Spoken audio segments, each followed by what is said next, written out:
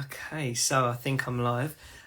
Afternoon, guys. Welcome back to episode 8 of Afternoon B. Just me today. We're going to have a little special feature, actually, really special episode. So in a second, if I can do it, this is my first time doing any kind of live, so bear with me.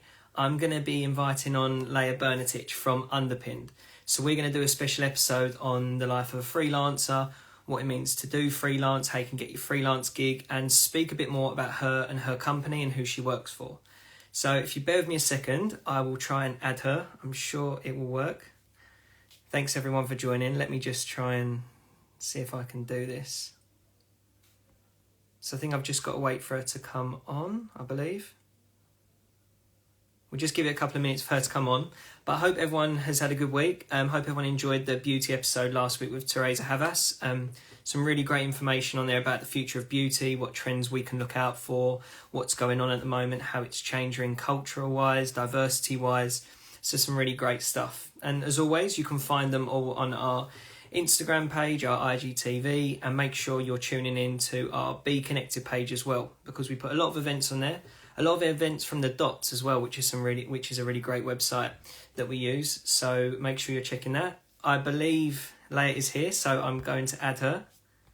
And let's see if this works. Moment of truth. Hello. Hi Lea, how are you? You doing? We got there eventually. I was a bit scared it wasn't going to work. Yeah, me too. It's actually our first Insta Live.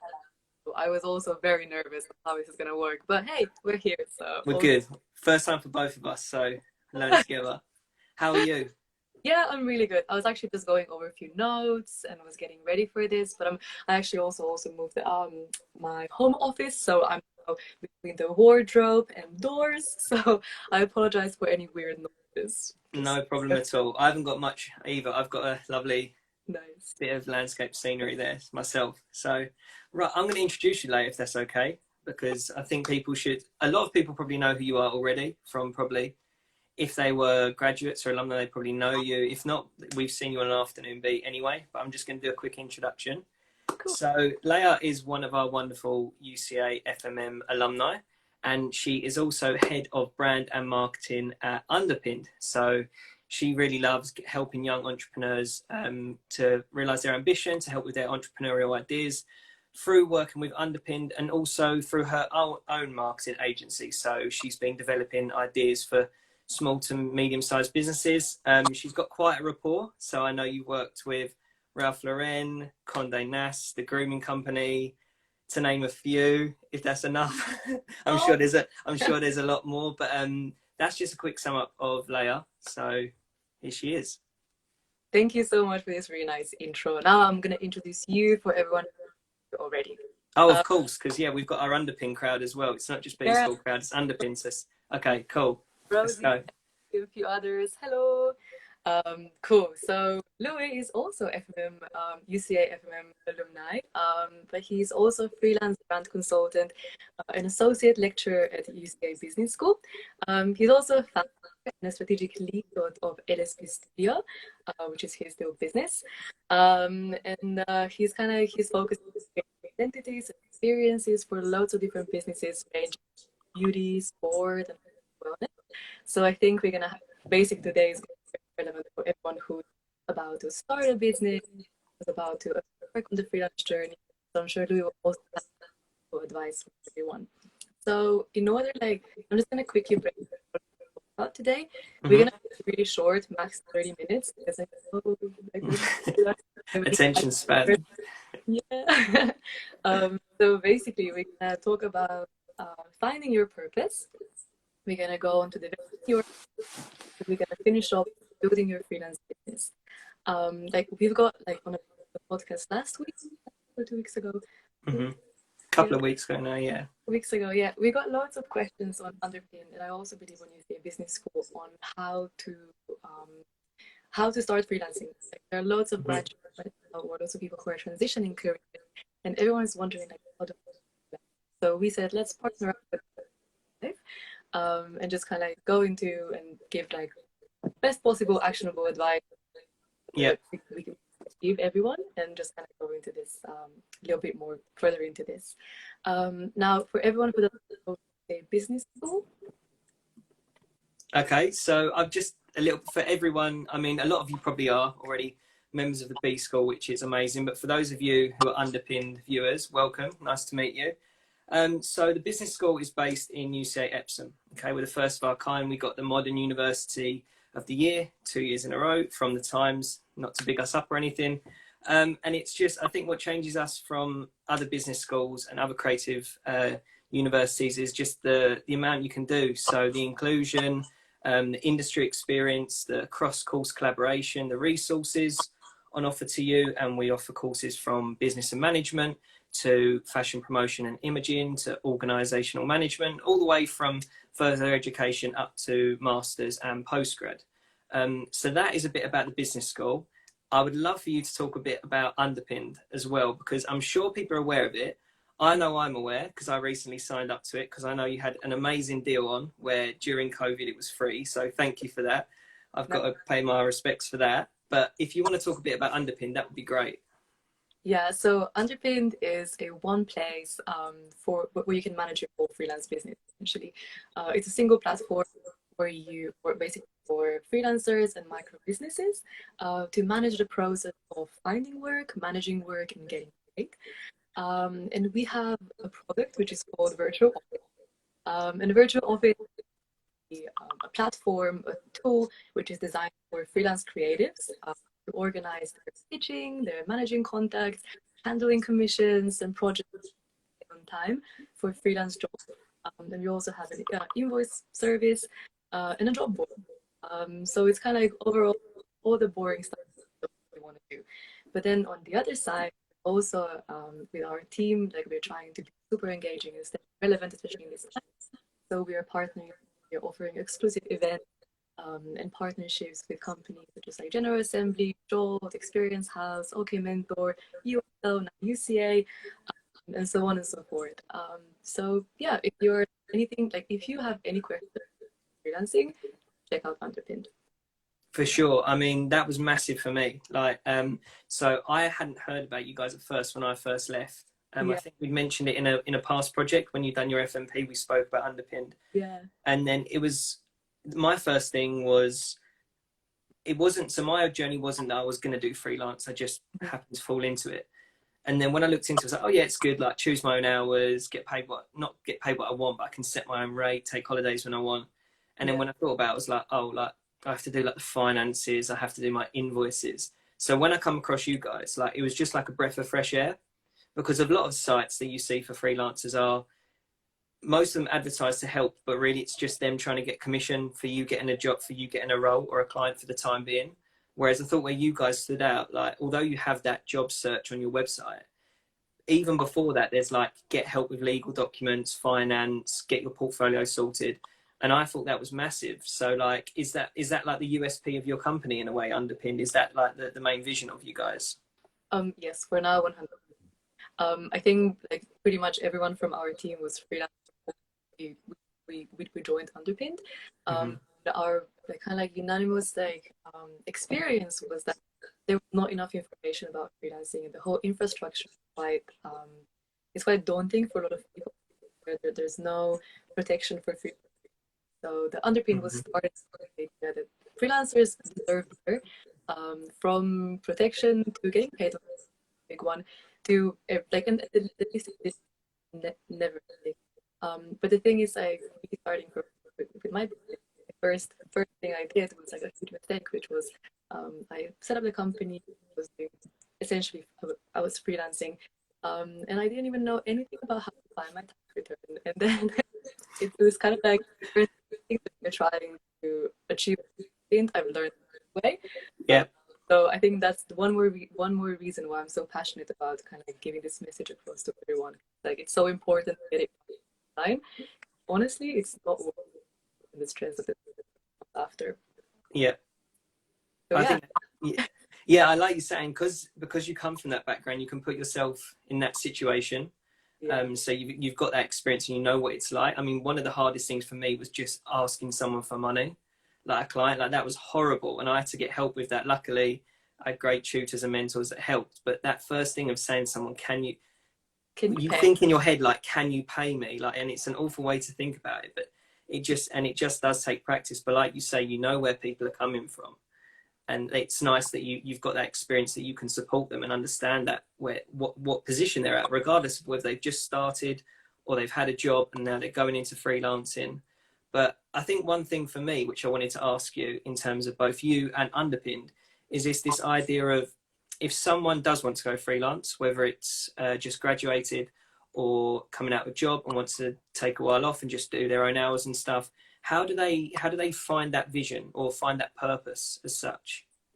Yeah, that's a good question, and I think it's like the first and the fourth, the most important thing when you start freelancing is finding your purpose. So how do you, and it's just asking yourself a question: how do you want to serve the world? And I know a lot of people always struggle with that. It's just like, oh, I want to cut my hours, or oh, I want to get paid loads, or oh, avoid lots of things. That's not what it is, and it's not what it's going to be long term. So I think, in my opinion, the best practice to find your purpose is to ask yourself what breaks your heart. What breaks your heart is probably going to be the one thing that you're passionate about. And when you find that, then you go on to like ideas around it. And when you're finding different ideas and when you are like kind of really excited, then you also need to make sure that you filter those ideas. My personal advice when you're finding the ideas is, the things like, ideas come to your head, especially when you're probably working a full-time job, project, or like sometimes you have to be in a special place, or you have to be doing something to find an idea. So I think like for everyone like still looking for advice would be like, find a place where you think best. In my case, like, think best when I'm doing, like that's lots of different ideas. Oh, okay, cool. This sounds good, but okay, that's what we are, whatever. And then just like write, because no idea is stupid. And the thing is, like, maybe it's not going to work now, but maybe it will work next time. Once you have this bank of different ideas, make sure you filter them out. And when you're filtering ideas, make sure you think of time, money, and resources that you have. Make sure that you think how hard is going to get made, how hard is going to be to get executed. What's the approximate cost that's going to take to make this idea happen? The level of complexity, like for example, like you say, oh, I really want to transition in a career, I really want to do something, I don't know, I want to learn a new program. You may learn a new program. How long is it going to take you to learn this program? Think about human. Are you one-man job? Are you like, how many people are going to need for that idea to happen? And how big is that? If there is a need for it, like if there is no, don't put the money, the time, everything into it. And when you have those things, like you're pretty much sorted, because then you have your idea. Yeah. So that's how I filtering on what could and what could work. And then once you have this, you already go on to create your business plan. Yeah. I think that's where it's nice in terms of having this conversation with probably a lot of people that listen are graduates. And when you say about creating a business plan and finding your USP and understanding your vision and what you love, most of us have been doing that for the past few years through our projects, through our FMPs, and a lot of us will have ideas. So it's not that you're starting, if anyone's thinking about it now, about going freelance, it's not so much that most of us will be starting from scratch, not knowing anything. You actually, as you go, and you can probably agree with me on this, that as you go, you actually realize you know a lot more than you thought. When you look at clients and what they're expecting, when you actually look into it, you think, like, I've actually done that in a project. Or like something as simple as one I saw the other day for a role, and it was something about must be able to do a SWOT analysis. And you think for some of us, that's second nature, especially at the business school. I mean, SWOT analysis is like your life. But for some people who have never done that before, it can be a bit daunting. So I think you've got to trust your skill set and believe that you already have that knowledge and that experience. And like you said, just follow your passion. I mean, one thing for me was that I wanted to do everything within my brand design studio. I wanted to design it. I wanted to be client facing. I wanted to do the numbers. But you realize as you go on, although you can do it to an extent, it doesn't mean you have to. Like, you want to really drill into what you're passionate about. And even though if it is your business and your work, you can outsource for people to help you. And platforms like UnderPinned is a perfect example of that. And I mean, like, the resources on offer, even though it's freelance can be a lonely world, it's not completely friendless. Like, there is a massive network of us, and your platform does that so well. So I think people need to, because that loneliness can be a thing that, like, oh, I'm not going to see anyone, I've got no social life, I'm at home. So yeah. Mm-hmm. Yeah, I think there is this quote of like, your network is your network. And I think like that's one of the things that it's so important in freelancing, is that you create your own network. Because the thing is, like, in my experience, my own business, I started my consultancy FMP project at UCA. Didn't know what I was doing. I just knew I had an idea. I identified in the market, and I like went on to like trying to find clients. And the thing is, it's really funny because I always thought you need to apply for a job. You need to, the applications. Yeah. Things done, but actually it's not true. And I'm a that I've never ever applied for a job or for something, because everything came on the back of recommendations and my so one thing that we at UnderPinned, like, we're big advocates of, is building your own network, and just like chatting up to people. Because the thing is, on it, like, it's just, there's no other, like, it's the best possible, and it will definitely get you, and you can build a business based on your network. And I'm sure Louie can testify. Yeah, for sure. Like you say, like, exactly. And I think sometimes you obviously want to focus on, like I said, you want to focus on your area that you're passionate about and you're confident in. But it doesn't mean that you can't branch into other markets in terms of demographic and clients, because even people around you. So some of my first clients were people who knew people through university, so tutors, family of tutors, partners. And even through that, like, just asking, although you might not think your immediate friends and family need your help, they may know someone. So I knew with what I was doing with my brand design, my dad definitely didn't need help with his business. He couldn't care about what I could offer. But I knew that his friend could, because he owned a sports facility and he was looking for that kind of thing. So don't diminish your closest clients, your closest network in terms of friends and family, because they can offer you probably so much. And in terms of, as you say, I'm the same. Like, I only had to send my first CV last week for something, which was strange. I've never had to apply, which is, and that's how it goes, isn't it? Like, once you get them first few clients, it's just word of mouth.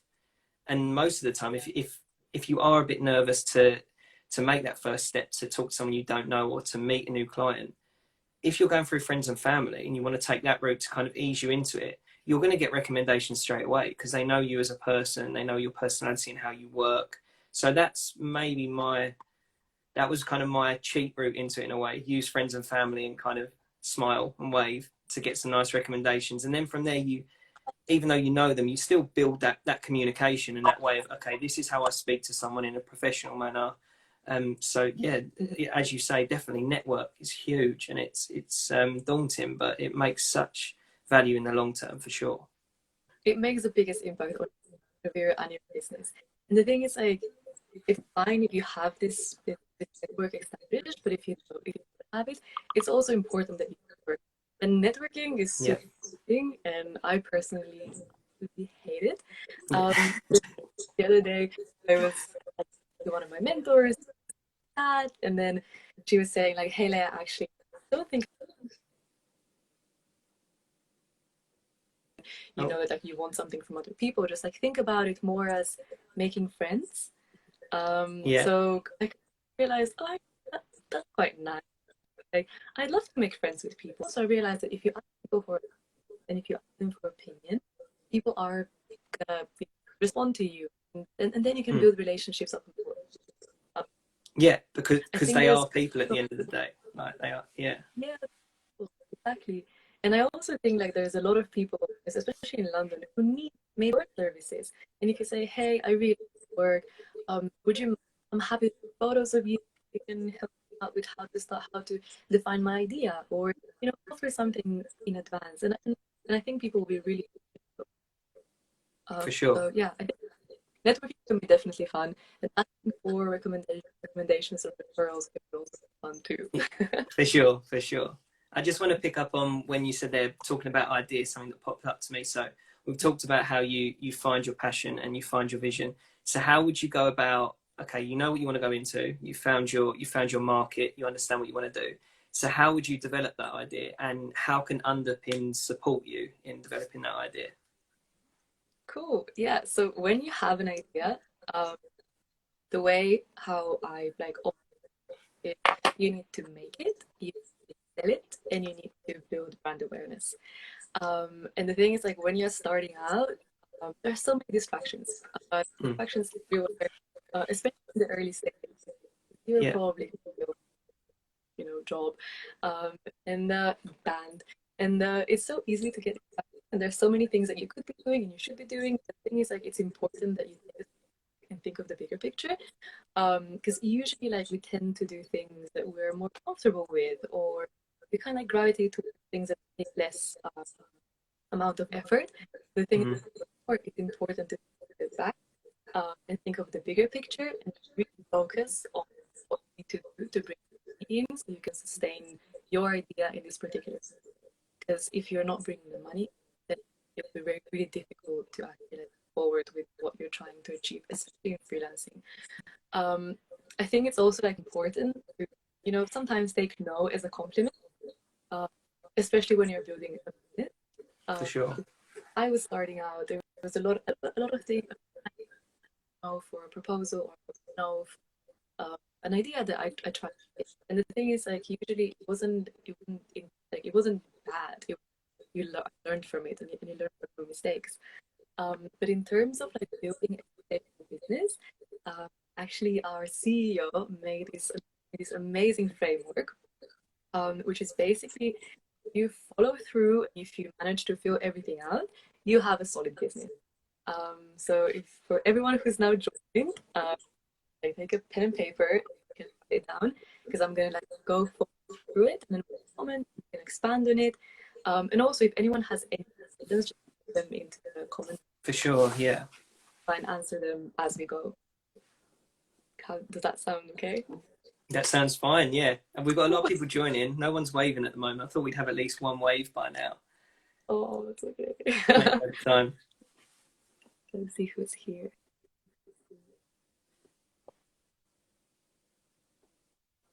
Okay, I think I did something.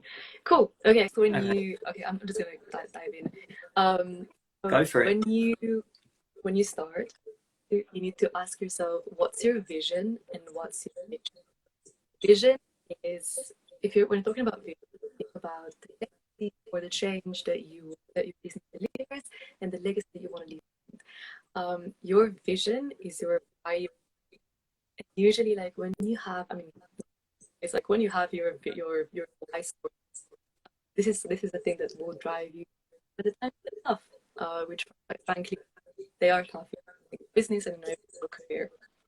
A mission is a plan, actionable plan that you have in mind, short-term goals in order that you have in place that you achieve your vision.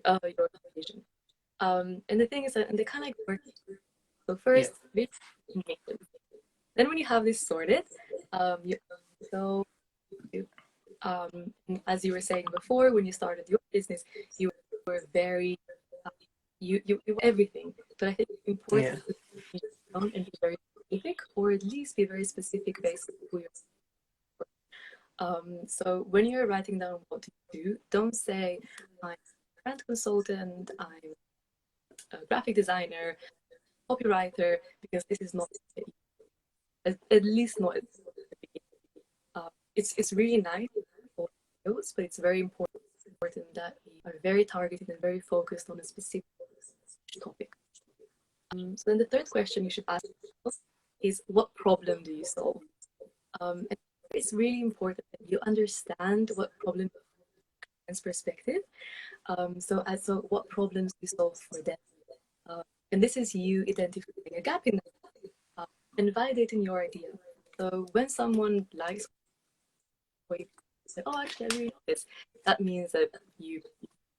And one thing that should be like, kind of like keep in mind with this is that services are built by probably solving a problem at a price that fits the solution, like definition of it. Then once you establish that, you go on to who has this problem. So these are your customers. Like here, like you can run customer personas.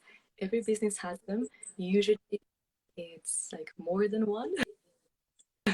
Usually 3, 5, 12. And we are the people who are, you know, you're gonna target. At UnderPinned, we have 3 main personas, but then we also have 3 for each individual like personas. And the thing is, and this is like a job that because the thing is, there's so many people, there's so many interests, and there's so many ways how you can define personas. It's honestly, it's a job in itself. But my advice for defining personas and to really find out who really likes to spare, go on Google Ads or Facebook, run a really small campaign, run a brand awareness piece, and see where you get most.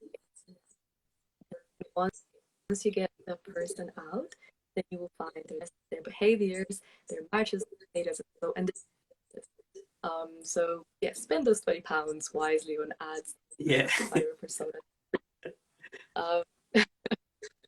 At least that's what we did. It was fine. Like it was a shortcut. It worked. That's good. And then once you find those people who are your customers, as in identified what problem, you go go forward in finding your solution. So what is the solution? And I think here, when talking about your solution, you should always be careful, because when you are offering a solution, don't just service drop or feature drop, because no one cares about you. They care about the problem.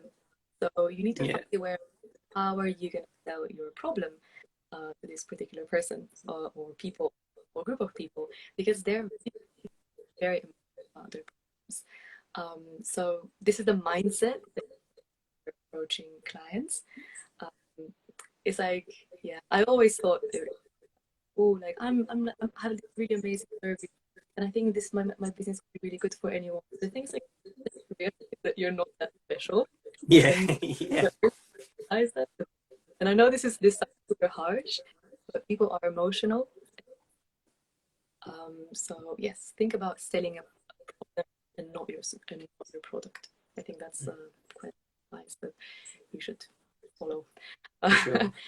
And finally, like, why you? Why should I take your services? Why should I? And I think it's really important that when you're talking about, even don't have any previous experience, or even if you're, transitioning, there are a lot of, I think like whatever you do, you have probably loads of relevant experiences or interests. There was this lovely girl that got in touch with me yesterday, and she's a lawyer. She finished her degree and MA, and now got a job in law, but doesn't really want to continue studying, like being a lawyer. So she was, I really want to do digital marketing, and I was like, that's brilliant. Like, this is super cool, because especially in marketing, people with knowledge of law, it's super valuable. You can advise. Yes, you don't really have lots of experience in marketing. Have some really rare knowledge that you can sell yourself with. I think it important, like, just try how can you really sell yourself, because whatever you're doing, there is someone service and product. So yeah, this is kind of like the framework, super. But basically, if you fill this out, and trust me, it takes a little bit of time, you have a business. And this was kind of your pitch, and if this is successful, it works. And it's as simple as easy. And if something doesn't work, just like that, just like that, easy. But the thing is, like, I know that it's like, I think especially in this day and age, like, available to everyone, and everyone has actually. And I think it's kind of like, it's better to go, I mean, it's better first to go over everything by yourself, but it's kind of like Hmm. nice to, there's like a support network behind you. For sure. And I think, like you say, that's the important thing, that as much as you, the way you just spoke about it, it's kind of like, oh well, I should be able to do that in a day, like that's fine, I'll do that.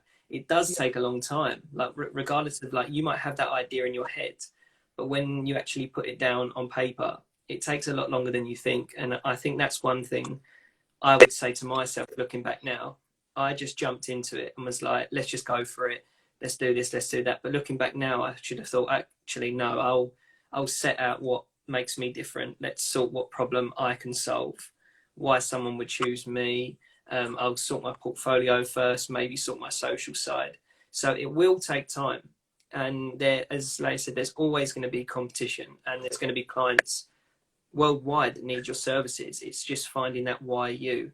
And I think that's a massive thing. And I don't think you should have to rush that. And even if you want to get started, if you have got that can do attitude and just want to get going, go for it. And if that's the way you work, so be it. Don't change who you are as a person to fit.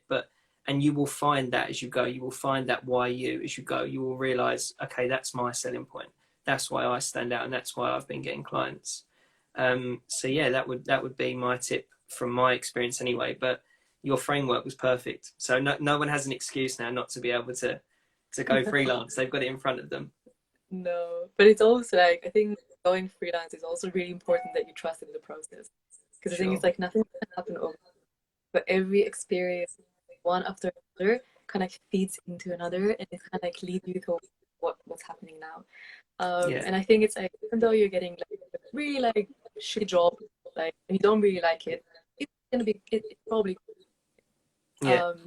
just kind of like have like this positive attitude, saying, like, future is bright, and Yeah. everything's gonna Yeah. be. Yeah. You might Um, you might not feel it at the time, but it will be. yeah, yeah, 100%. Like, I'm never gonna forget, like, when I was doing internships after uni, like during and after university, I was doing like 2 internships and working in a restaurant.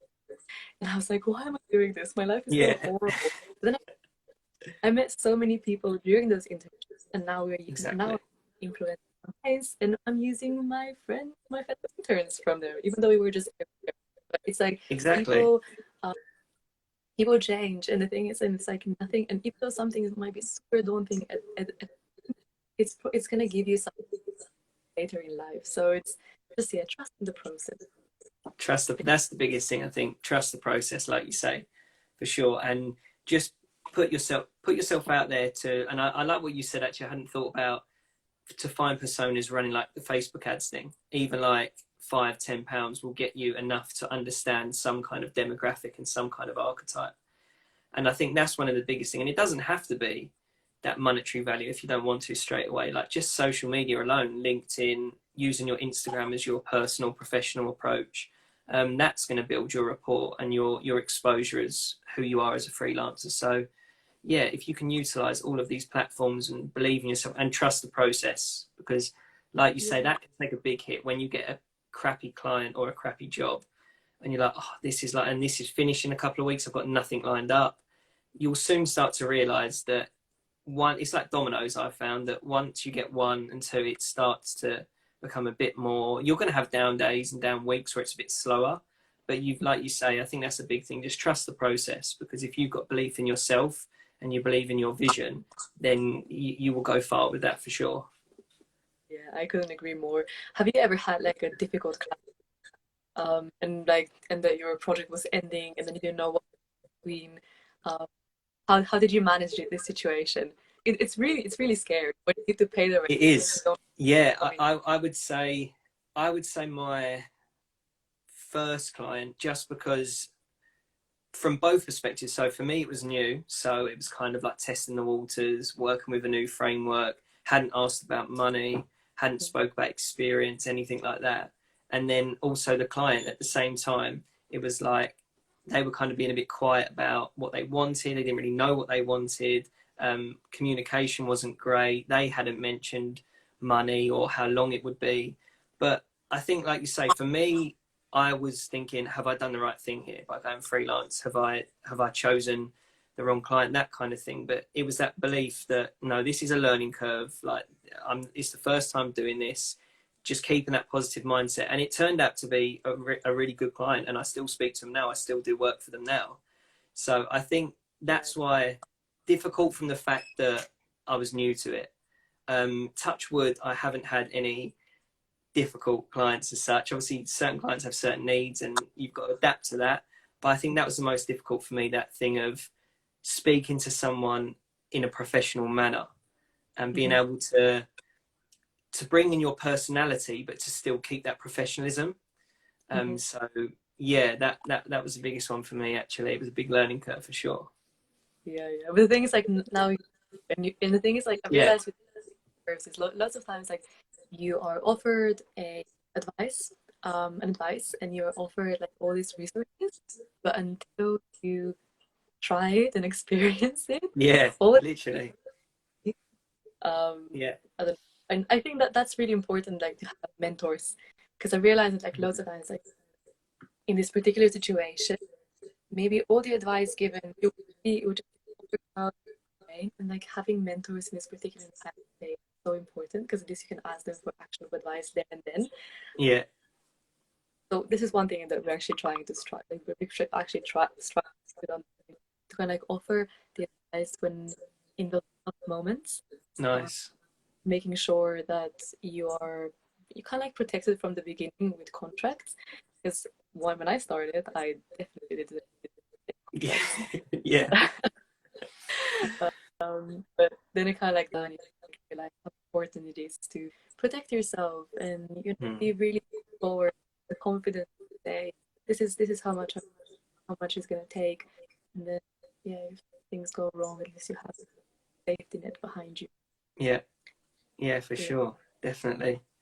Well, it's been a pleasure. I'm very conscious of time, and as you say, people's attention span is probably, they want to do other stuff, but it's been amazing having you on, Lea. I would love to do it again, because there's still so much we can talk about. I mean, I'd love to speak with you about speaking to people about money, how to, if someone says you're too expensive or I can't afford you, that kind of conversation, maybe some of the legal stuff behind it, kind of following through invoices.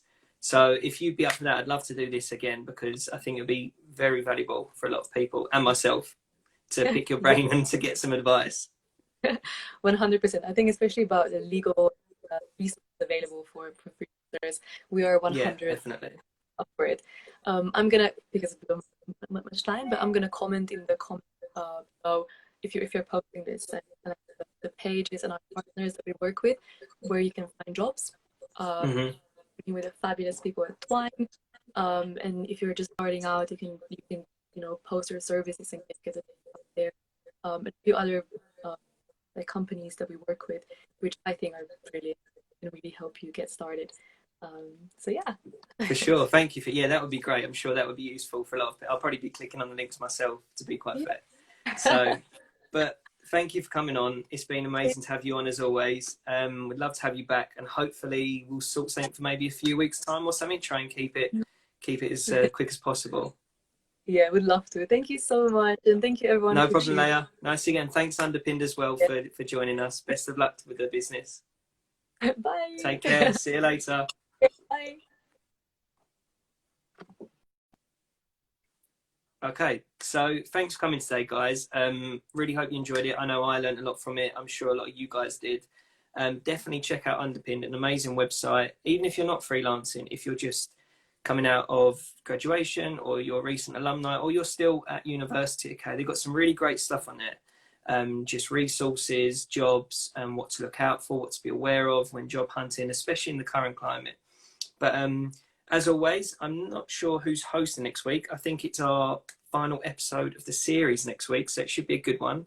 I think it's Fran, but we will let you know in the week what the rundown is for that. As always, check on the Be Connected website, a lot going on. Our YouTube's up and running now, so if you want to check any of this will be on there. Eva done a book club the other day, which was amazing. That's on there. She also done an interview with Graham Raben, where they've done the Raben studio tour. That's amazing. That's on there as well. So as always, leave your likes, comments, let us know what you thought. If you've got any questions for me, for Lea, for UnderPinned, let us know when we put the video up in the comments, and we'll try and get around to them. But for now, I hope you have a good rest of the day. Enjoy your weekend, and we will see you for the last episode of Series 1 of Afternoon B next week.